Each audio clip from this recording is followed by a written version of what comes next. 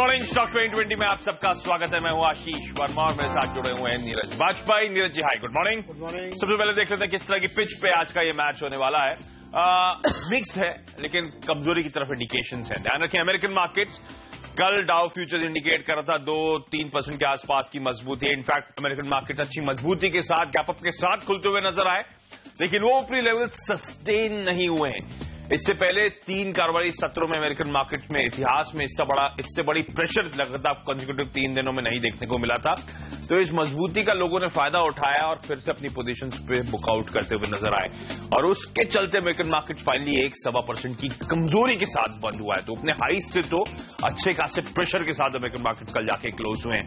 Europe हालांकि तस्वीर अलग थी, 3-4% के आसपास की मजबूती के साथ वो मार्केट्स कामकाज कर रहे थे, लेकिन हम अमेरिका से ज्यादा क्यूज लेते हैं और एशियन मार्केट इसीलिए आपको आज थोड़े से लैकलस्टर मिले जुले रुझान के साथ कामकाज करते हुए नजर आएंगे। निकेई कल कई बार फॉल स्टार्ट दे चुका है, आज भी वोलेटाइल था। शांघाई यानी कि पीपल्स बैंक ऑफ चाइना जो है यहाँ की, यानी कि चाइना का जो सेंट्रल बैंक है, उसने दरें घटाने की कल अनाउंसमेंट करी। उसके बावजूद आप देखिए शांघाई के मार्केट्स लाल निशान पे कामकाज करते हुए और एसजीएक्स निफ्टी दर्शा रहा है कि आज के ट्रेडिंग सेशन की शुरुआत कमजोर नोट पे, इनफैक्ट 1% से ज्यादा की कमजोरी के इंडिकेशन इस समय एसजीएक्स निफ्टी से आ रहे हैं। नीरज जी, ऐसे में रणनीति क्या होगी?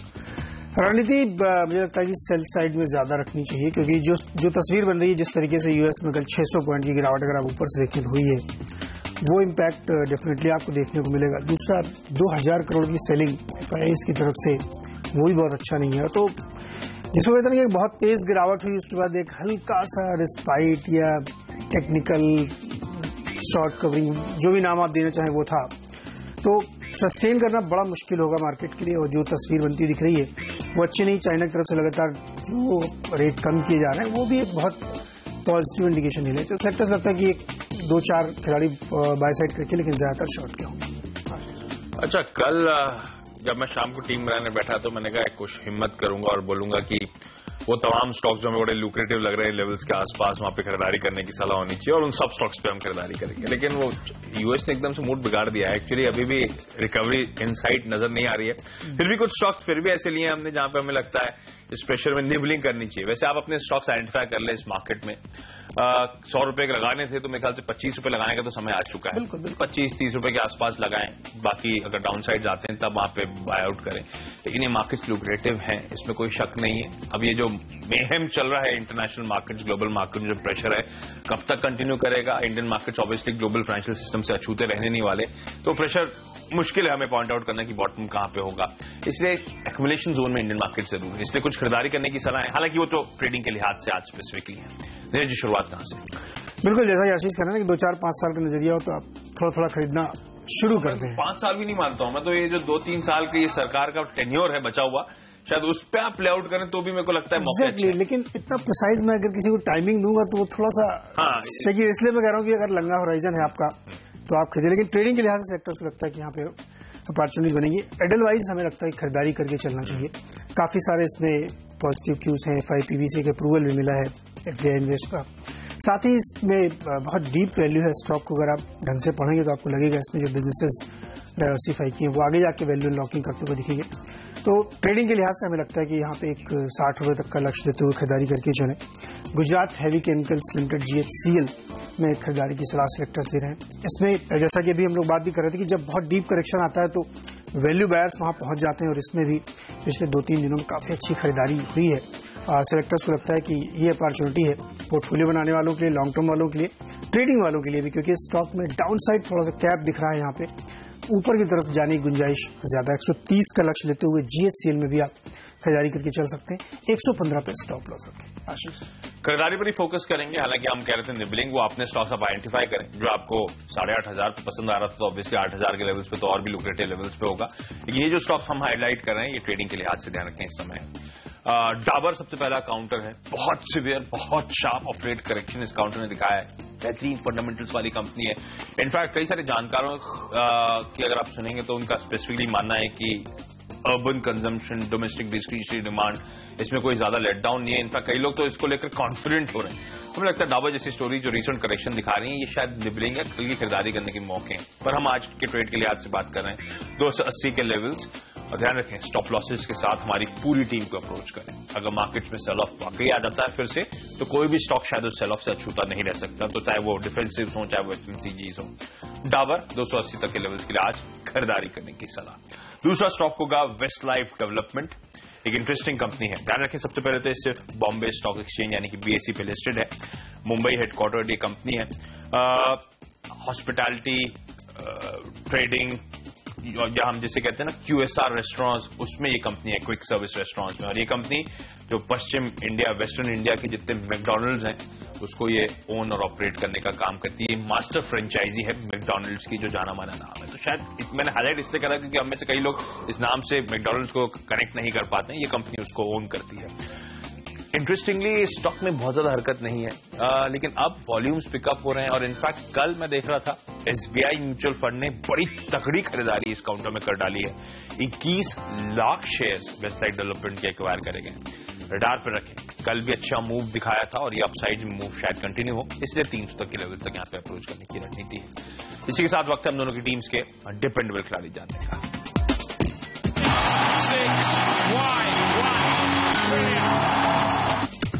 PVR होगा डिस्क्रिशनरी स्पेंडिंग का, की भी स्टॉक है और सेलेक्टर्स को लगता है यहाँ पे खरीदारी का मौका आपके लिए होगा। इस स्टॉक ने 600 से 850-900 तक की बहुत बेहतरीन रैली दिखाई। सेलेक्टर्स एक्सपेक्ट कर रहे थे कि जब बहुत तेज 1500-1600 पॉइंट गिरा मार्केट, तो ये स्टॉक गिर के शायद वो लेवल करना चाहिए, लेकिन रिट्रेसमेंट उतना हुआ नहीं। इसमें बहुत जबरदस्त गिरावट के बावजूद ये स्टॉक सस्टेन कर गया, ये टेक्निकली हमें बहुत पॉजिटिव लगा। और आगे जाते हुए बहुत जबरदस्त लाइनअप है, film distribution, film making, overseas rights तमाम सारी हैं, तो बड़ी बड़ी फिल्में अब से लेकर मार्च तक लाइनड अप हैं। तो इसलिए सेक्टर्स को लगता है यहाँ पे आपको नजर रखनी चाहिए। और जो इसमें स्ट्रेंथ दिख रही है चार्ट पे, वो काफी कॉन्फिडेंस दिलाने वाली है। ट्रेडिंग के लिहाज से 800 का लक्ष्य लेके यहाँ चले। और इस स्टॉक के बारे में ध्यान रखें, जब भी आपको ये गिरावट पे मिले आप इसको डेफिनेटली खरीद सकते हैं। 770 पे स्टॉक लॉस रखें। कुछ स्टॉक्स हमने हाईलाइट करा था, निबलिंग, खरीदारी करने के मौके, पता नहीं उनमें से एक लगातार, हालांकि पसंद तो इस स्लाइड में हमें ऊपर के लेवल्स पे भी आ रहा था, लेकिन लगातार वो टाटा मोटर्स पिटता ही चले जा रहा है। टाटा मोटर्स का DVR थोड़ा सा रिलेटिवली सेफर बेट, क्योंकि डिफरेंशियल वोटिंग राइट वाले शेयर्स में हमें लगता है इवेंचुअली डिस्काउंटिंग अपने ऑर्डिनरी शेयर्स के मुकाबले कम होगी, इसीलिए DVR की बात कर रहे हैं आज। निबलिंग के मौके हैं, पता नहीं किस हद तक डाउनसाइड होगा। चाइना के कंसर्न्स तो ऑब्वियसली स्टॉक पे वेट कर रहे हैं, पूरी तरह से एक ग्लोबल MNC है, पूरी तरह से आउटसाइड मार्केट में ज्यादा डिपेंडेंस है। डोमेस्टिक मार्केट कमर्शियल व्हीकल्स का कुछ इंस्टेंसेस देखे हमने कि हालात इंप्रूव हो रहे हैं, पर वाकई किस हद तक मार्क्ड इंप्रूवमेंट देखने को मिलेगा वो टाइमलाइन पैक करना अभी भी मुश्किल काम है। तो कंसर्न्स तो माउंट हो रहे हैं, इसमें कोई शक नहीं, और स्टॉक पूरी तरह से उस मूड को रिफ्लेक्ट कर रहा है। ये हमारे एक्सपर्ट्स मानते हैं लेवल्स के आसपास शायद निबलिंग करने के मौके हैं। चाइना ने जो थ्रस्ट देने की कोशिश करी है दरों में कटौती कर कर, हालांकि उससे कितना ज्यादा फर्क पड़ेगा इकोनॉमी को, उसके पर अभी भी क्वेश्चंस हैं। अभी भी लोग मानते हैं कि इस साल और भी ब्याज दरों में कटौती, और शायद एक आउटसाइड चांस है कि 25 बेसिस पॉइंट के आसपास एक कटौती और आ सकती है। तो लगातार स्टिमुलेट करने की कोशिश हो रही है उस इकोनॉमी को। हमें लगता है टाटा मोटर्स के DVR या टाटा मोटर्स के ऑर्डिनरी शेयर में शायद आज बाजार के साथ प्रेशर अगर माउंट होता है तो शायद यहाँ पे फिर से देखने को मिले, पर जिस तरह का सीरियस डाउनसाइड है इन लेवल्स के आसपास रिस्क रिवॉर्ड लगातार हमें फेवरेबल होता हुआ नजर आ रहा है। इसलिए हम कह रहे थे निबलिंग करने के मौके, हल्की खरीदारी करने के मौके। ट्रेडिंग के लिहाज से भी शायद अगर सेकंड हाफ में इंडियन मार्केट में प्रेशर माउंट होता है तो आप फर्स्ट हाफ में इस काउंटर से एग्जिट कर जाए। 228 तक के लेवल तक यहाँ पे अप्रोच करने की सलाह। और इसी के साथ वक्त है हम दोनों की टीम्स के अब मिडिल ऑर्डर खिलाड़ी जानने का, लेकिन वो छोटे से ब्रेक के बाद।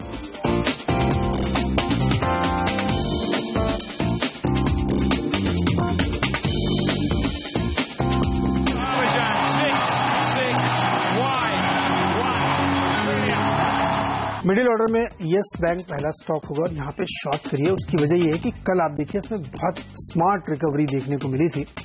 सेलेक्टर्स को लगता है कि ऐसे तमाम स्टॉक जिन्होंने कल बाउंस किया था वहां पे फिर से आपको कमजोरी देखने को आज मिल सकती है। और जिस तरीके से मार्केट का मूड ठीक नहीं लग रहा है उसमें लॉन्ग सस्टेन करना बड़ा मुश्किल होगा। 665 रुपए का लक्ष्य देते हुए येस बैंक में बिकवाली करके आप चल सकते हैं। टाटा मोटर्स में भी कल बहुत बेहतरीन रैली देखने को मिली थी। हालांकि फंडामेंटली अब ये बहुत वैल्यूएशन इसके अट्रैक्टिव दिख रहे हैं, सिंगल डिजिट में ट्रेड कर रहा है, लेकिन चूंकि मार्केट का मूड अच्छा नहीं है तो जो वीक स्टॉक है वहां पे टेक्निकली भी कमजोरी देखने को मिलती है। और कल की जो रैली है वो फिजल आउट होती हुई दिखेगी। 320 के लक्ष्य के साथ टाटा मोटर्स में भी बिकवाली करके चले। HDIL अगला स्टॉक होगा रियल एस्टेट में। सेक्टर्स को लगता है कि कल तमाम सारे स्टॉक्स आप देखेंगे तो उसमें अच्छी खासी शॉर्ट कवरिंग की वजह से तेजी आती दिखी थी, लेकिन अब हमें लगता है वो फिर से कमजोरी देखने को मिलेगी। 55 रुपए का लक्ष्य लेते हुए HDIL में शॉर्ट करें, 62 में स्ट्रिक्ट स्टॉप लॉस रखें। आशीष, इंडियाबुल्स रियल एस्टेट, हमने देखा था real estate as a pack, जैसे आप भी हाईलाइट कर रहे थे, बहुत strong short covering driven momentum आया था। इनफैक्ट इंडियाबुल्स रियल एस्टेट के साथ साथ एक और स्टॉक हाईलाइट कर देता हूँ, साथ में DLF। इन दोनों में आपको याद होगा तगड़े गेन्स थे, 15% प्लस के पॉजिटिव साइड में मोमेंटम आया था। ये बात सच है कि रियल एस्टेट प्लेयर्स बहुत तगड़ी पिटाई झेल चुके हैं, तो शॉर्ट कवरिंग बाउट्स आते रहेंगे इनमें, लेकिन हमें लगता है ये सस्टेनेबल नहीं है। बिकवाली करने के शायद ये स्क्रीमिंग मौके दे रहा है फिर से एक बार।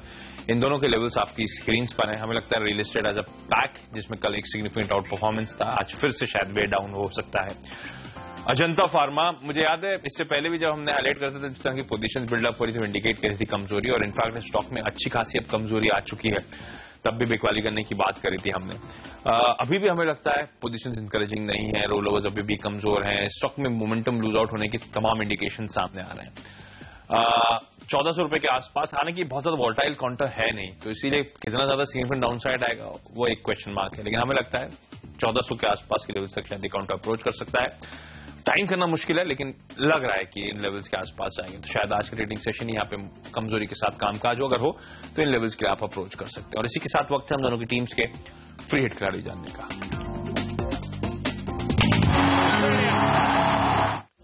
जुबिलेंट इंडस्ट्रीज खरीदारी के साथ सेक्टर्स दे रहे हैं यहाँ पे। कल भी एक अच्छी इसमें रैली देखने को मिली, और सेक्टर्स में जिस तरीके से इसमें इंटरेस्ट दिख रहा है बाइंग का, वो काफी सिग्निफिकेंट है। तो बहुत ज्यादा कोई होप मैं नहीं लेके चल रहा हूँ कि बहुत शानदार यहाँ पे तेजी बनती दिखेगी, लेकिन पैटर्न चार्ट पे आप देखेंगे तो काफी इंटरेस्टिंग है। और निश प्लेयर है, एडेसिव के लिए जो केमिकल सप्लाई है उसका तमाम सारे पॉजिटिव्स हैं, तो इसलिए लगता है कि थोड़ा सा एक बाउंस ट्रेडिंग के लिहाज से 270 तक का बन सकता है, लेकिन बेहद स्ट्रिक्ट स्टॉप लॉस के साथ ही इसको ट्रेड करें, और अगर गैप अप होता है तो इसको अवॉइड करें। आशीष, टाटा ग्रुप की हमने बात करी, टाटा मोटर्स के DVR में खरीदारी करने की सलाह थी, और टाटा ग्रुप का एक और स्टॉक हम हाईलाइट करना चाहेंगे फ्री हिट के तौर पे भी, और वो है tin plate company of India, जिसे हम टिन प्लेट के नाम से जानते हैं। एक पैकेजिंग कंपनी जिसे आज हम रिकमेंड कर रहे हैं, इससे पहले भी कई बार हाईलाइट कर चुके हैं। टाटा स्टील की कंपनी, ध्यान रखें, सब्सिडरी है। मेटल सेक्टर शायद कुछ हद तक फोकस में, और उसमें भी आपको सिलेक्टिव रहने की जरूरत होगी। अदरवाइज तो अगर चाइना ने जो दरों में कटौती करी थी, आज मेटल में आउट परफॉर्मेंस होता, लेकिन जिस तरह से यूएस मार्केट बिहेव कर रहे हैं, आपको सिलेक्टिव होने की जरूरत है। तो शायद लार्ज कैप नेम्स में उस तरह का मोमेंटम ना आए, लेकिन हमें सिंगल आउट करके ये स्टॉक इसलिए निकाला है स्पेस से, क्योंकि हमें लगता है मेटल फिर भी फोकस में रहेंगे। जो रिजर्व रेशियो चाइना ने ऑलमोस्ट आधे % की कटौती जो करी है, इस सेक्टर आज फोकस में रहेगा। और क्वालिटी स्टॉक्स में शायद फिर से एक बाउंस देखने को मिले, एक होप जगे। इस कंपनी को क्वालिटी के तौर पे भी हम इसलिए ट्रीट कर रहे हैं, और इससे पहले भी जब रिकमेंड करा था हमने हाईलाइट करा था कि जिस तरह की अब फाइनेंशियल से कंपनी क्लॉक कर रही है, वो बेहद इंकरेजिंग है। मुनाफे में जो लास्ट क्वार्टर के नंबर्स इस कंपनी ने पोस्ट कर रहे थे, मुनाफे में 115% का जंप था, आय में 25% के आसपास का उछाल था, और हमें तब से लग रहा है इस बीच में अगर मार्केट में मेल्टडाउन नहीं आता तो ये स्टॉक पूरी गुंजाइश रखता है यहाँ से एक स्मार्ट और तगड़ी रेटिंग डिलीवर करने की। ये कंपनी 3 पैकेजिंग सॉल्यूशंस मुहैया कराती है, फूड प्रोसेसिंग, केमिकल्स, पेंट और अन्य इंडस्ट्रीज को।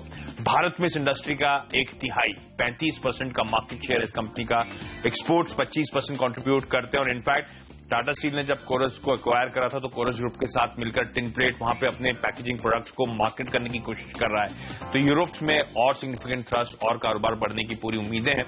तो ये इंटरेस्टिंग आउटलुक है इस कंपनी के लिहाज से, इसलिए कंपनी हमें पसंद आती है।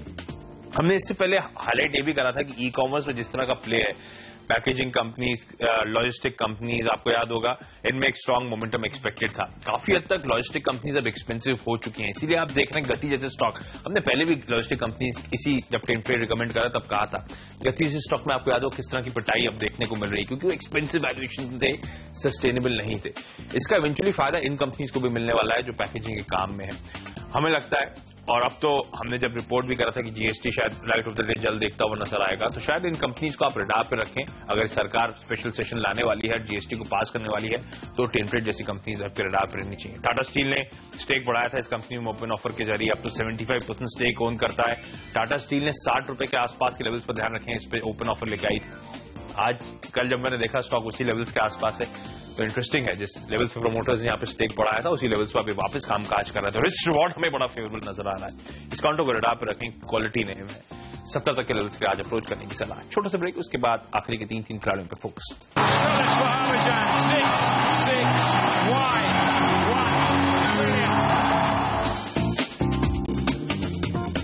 ब्रेक के बाद आपका स्वागत है और वक्त है आखिरी के 3 खिलाड़ियों पर फोकस करने का। इंटरेस्टिंगली 2 खरीदारी करने की सलाह है। रिस्क रिवॉर्ड फेवरेबल है, लेकिन शायद उसका कोई मायने नहीं है आज ट्रेडिंग सेशन में, तो आपको बहुत कॉशियसली ट्रेड करना पड़ेगा। इनिशियल ट्रेड सेटल होने दें, अगर लग रहा है कि खरीदारी करने के मौके नजर आ रहे हैं तभी ये बाय साइड की पोजीशन इनिशिएट करें। IL&FS ट्रांसपोर्टेशन नेटवर्क या ITNL, मेरे ख्याल से जितने लोग इस सेक्टर को ट्रैक करते हैं उनमें से ज्यादातर लोगों की एक बाय रिकमेंडेशन थी। स्टॉक की बहुत तगड़ी और सरप्राइजिंग पिटाई हुई है अपने ईयर लोज। इस समय 89 के आसपास स्क्रीन पे कल क्लोज हुआ था, इसके ईयर लोज हैं 87 के, साल के लोज पे पहुंच चुका है 230 के हाई से, तो 2/3 अपना हाई से इस काउंटर ने उड़ा दिया है। पर इन लेवल्स के आसपास अट्रैक्टिव है और आज शाम की कैबिनेट की बैठक शायद हरकत ला सके इस काउंटर में। हमें लगता है खरीदारी करने के मौके ढूंढने, बिजनेस तो स्ट्रांग है इस कंपनी का।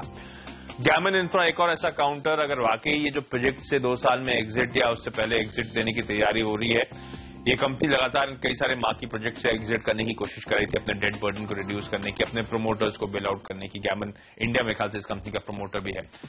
गैमन इंफ्रा को रडार पे रखें, आज हमें लगता है स्मार्ट मूव्स इस दम पर दे सकता है। ऑलमोस्ट अब तो 10 रुपए के आसपास ये काउंटर कामकाज कर रहा है।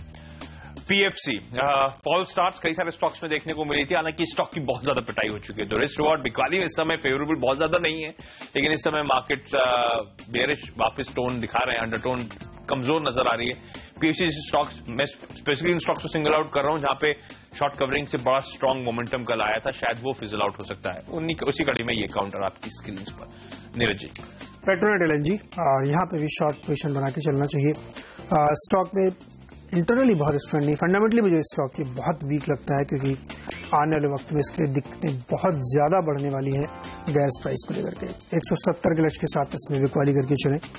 वेदांता यहाँ पे भी शॉर्ट करके चलना चाहिए। चाइना में जिस तरीके की परिस्थितियां डेवलप हो रही हैं वो निश्चित तौर पर वेदांता जैसे स्टॉक्स के लिए बेहद खराब है, तो यहाँ पे भी सस्टेन नहीं करेगा। कल थोड़ा सा बाउंस किया था स्टॉक, आज ये यहाँ पे प्रॉफिट बुकिंग का शिकार होगा। 81 के लक्ष्य के साथ इसमें भी क्वाली करें।